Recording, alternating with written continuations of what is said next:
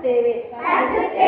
ನಾವು ನೀರಿನ ತೊಟ್ಟಿಗಳು, ಜಲಮೂಲಗಳು, ಘನ ಮತ್ತು ದ್ರವ ತ್ಯಾಜ್ಯಗಳಿಂದ ಮಲಿನ ಆಗುವುದನ್ನು ತಡೆದು ಅವುಗಳನ್ನು ಸಂರಕ್ಷಿಸುತ್ತೇವೆ.